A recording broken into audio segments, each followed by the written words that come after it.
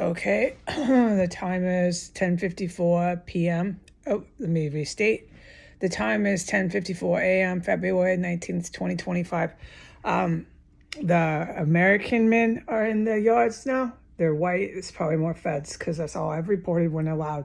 From the Mexican drug cartel house all the way down, and now in this house, I have eyewitness. Eyewitness, please look up the definition for that. I have stood there face to face, an eyewitness, nothing but federal agents in the flesh. Also standing in here in a house engulfed in corpses. And I'm allowed to say today, I was about the greatest distance away from every single last federal agent that came in here that day, while we all stood in the house with the house. I was breathing through my mouth. It was so bad, just to give you an idea. I was about 5 feet away. That was the furthest away. So, I mean, I was like down. I can't say, I'm not allowed to say where I was, how I was that close. Just can't talk. You know the deal here. But I was like face to face with every one of these federal agents that day. And I was breathing through my mouth, and we all knew we were standing with corpses and chopped up body parts everywhere. We knew it. Okay, so they were all in here looking at the house. I'm going to buy the house. Okay. And the Mex Cartel house, that's the house that I believe still has all the Christmas decor hanging and dirty and covered in sludge. That's the house directly on the corner of S and 15th. That's the Mexican drug cartel house. They wanted that so badly. They don't have it, okay? But they're going to, like coke heads keep coming back to get more coke until they finally overdose. No, it's the same thing with the house, dude. It's so true. So the feds keep going back. That's who's there. When you see them, that'll be Mexican drug cartel, and the rest of them are feds. So I wasn't allowed to talk about it. I'm really not. But that's what you'll see. You can stand in the corner and watch them. And they come up and down the street. So today there's more feds in the backyard of the house that's trying to get up and running a factory-style facility for organ harvesting, because they chop up bodies here. Me and the feds that were in this house engulfed in chopped up bodies can all verify and attest to that. Okay, but these feds were pretending to look around and pretending to play games. I wasn't. Okay, those feds that day that I witnessed and stood right in front of in the house engulfed with chopped up dead body parts. That house is 1509 S Street, Northwest Washington, D.C. That's where it happened that day. Okay, so the feds are back in the yard of 1503 and they're yelling, "Oh, yeah, working, ha, ha, ha." And you can tell they just talk like cops, okay? Their career, a lot of them, and they just deceived everybody around them until this great white revolution was to start. And look at them now. 7 years later, whoever's still left around in the revolt is just packed in, yelling in backyards. They have serious fucking substance abuse habits. I don't believe there is very many that do not have a hard drug addiction. And they're going to keep coming to the house, keep trying to arrest me, keep saying whatever. She's talking about us. She's this, she's that. She's talking about us. She's filming us. Arrest, arrest, arrest. This is their way to freedom. Okay? Just keep arresting anybody who talks about them, no matter how drug addicted you are, how spaced out you are, and how atrocious the crimes you're committing are. Just turn around and arrest everybody. Okay, Roger, keep working. We're working. You're working at a fucking organ harvesting facility in front of the special forces. Keep working. And you're yelling too. So they're there. But what I'm supposed to say, I'm supposed to say this, I'll put it in the header. But actually, I gotta be careful about how I put this in the header, because not all the WMDs they're used are bike friendly. The West Coast is by the good guys.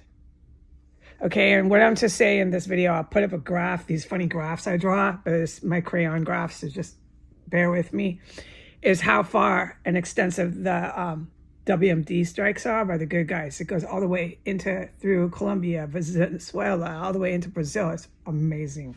It's the entire North and South Latin American regions are just... Now, let me just say what I'm going to draw. So let's say you're looking at a satellite image on Google Maps and you have the night image on, so it looks like nighttime and you see the lights from the cities below. But you're up there with the satellite, so you're not quite at an airplane 2,000 feet altitude. From Alaska all through Vancouver, the entire west, okay, Vancouver, Canada, the entire west into parts of Idaho are just, it looks like a modern art with so many dots of burning, glowing orbs. The orbs are the strikes that they carried out. Some are small, some are really big, and it's just peppered, like when people say peppered, all the way down to Brazil, with just so many strikes. You can't count them all, and I mean it. The really large glowing fire orbs that you see from space are your major cities. And it needs to happen, okay? Even the Santa Monica police, who I will never stop saying good things about, know it needs to happen. So when I say they take strikes out in LA, I'm not cursing and condemning one of the best police forces in the United States of America. Hi, Santa Monica Police Department. How are you doing today? Okay. But you can see it from space, and that's what I'm going to draw. And that's what you're going to see coming up. And then I'm not going to look up on the old photos. I'm just going to try to draw another one of what the evil military does manage to pull off in Manhattan. It's really, really bad, but it's because of this terror cell. It's because of these two administrations with Donald Trump. It's because of the administration with Joe Biden. It kept ramping up and ramping up and ramping up until there was absolute and complete devastation and annihilation, because the United States government and its people who turned into terrorists didn't pull the brakes. And they kept coming and kept coming, and we're working, until they got themselves so bombed by militaries that you could see the devastation from outer space. There's a point, if you have your brain working, that you back down. Do you want everything destroyed? What kind of war do you think you're waging? And can you get out? Or are you just on a suicide mission? You're going to fight to the death. And if you're fighting to the death, what is this for? A religious cause or your drug addiction?